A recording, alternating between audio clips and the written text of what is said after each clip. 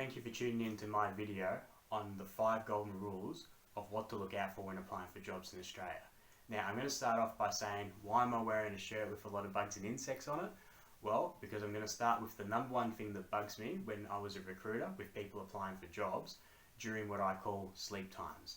So what you shouldn't do is you shouldn't apply for a job between, say, 10 p.m. at night and 7 a.m. in the morning. Yes, you're unemployed and you're looking for work and you're applying at all odd hours, but the thing is that you should remain professional within the hours that you apply for work.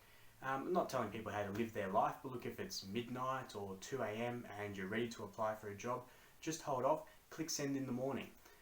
There was one time where what happened was I opened my inbox in the morning and the perfect applicant for a job, and I've read through the application, I thought, yep, great, I'm going to give them a call, it's 9 a.m. and I saw that they applied to me at 4 a.m. in the morning. And I thought, well, look, they've probably stayed up late and I don't want to call them now at 9 o'clock because they're probably still in bed and asleep and I don't want to bother them.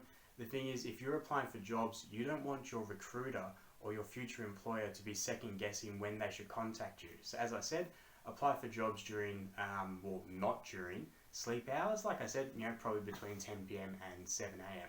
Second thing is, make sure that you tailor each job application. So you would have like a summary at the top of every CV, you would make that different for each, and you would also obviously tailor the cover letter. You're much better tailoring each application and spending each time on making sure everyone is perfect than just applying for 100 jobs a night. Also on top of that, my third tip is that you answer the questions before they're asked of you. So a job advert may not say that you need to have a driver's license and car, but if you've got those things, put them at the top of your application, up above that summary. If it doesn't say when you should be starting, make sure you put at the top of the summary, available for interview with 2 days notice and can commence work anytime. Or are you currently employed and you need to say, look, available for interview with 1 week's notice and can start within 1 month. Those things are important that you can answer those questions before they're even asked of you. It might put you in front of someone that doesn't answer those questions if their recruiter or the employer has less things to ask you. Also with say softwares, it's good to answer those things before asked as well. So if it's within accounting, what's your proficiency within MyOb and Xero, stuff like that. The third thing is the fourth tip was understand the difference between a CV and a resume.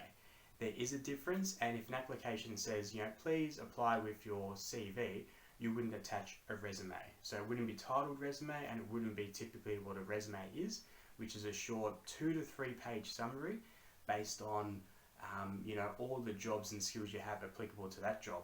The opposite is a CV, and a CV would have everything, so it might be 10 pages long as it has to be. So if you're being asked to send a CV, I'm asking that because I want to see everything you've done within your career.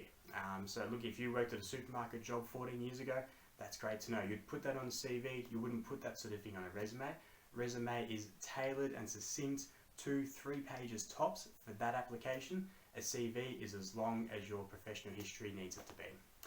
And the last tip for today is that don't be boring in your approach with your application. So yes, there's a lot of recruitment bots now where you have to have words within your application like you're hardworking and you're willing to learn and honest and reliable, all that sort of stuff. But don't be boring in the approach. Sometimes a recruiter might have 100 people apply for a job, and the last thing they want to see is, dear sir, madam, I'm applying in your prestigious company and stuff like that, when clearly the person has said, their name's Evan and it's a position within their client's business. So no, you're not applying to the recruiter's business, so don't put, work in your prestigious company. Read the job advert properly. Same with that CV cover letter difference. And if you already know their name, so say their name's Evan, you wouldn't say, dear sir, madam. The amount of times you open up an application as a recruiter and you see that sort of thing, you think, oh, here we go again.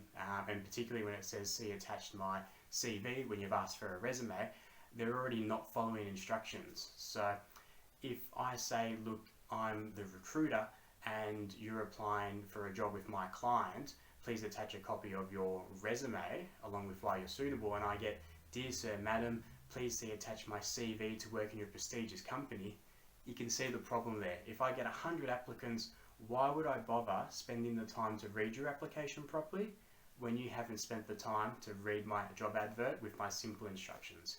Those are my fast tips, the golden rules for when you're applying for jobs in Australia. Those things, they can bug me, so make sure you don't make those mistakes when you're applying for jobs. All the best with your applications.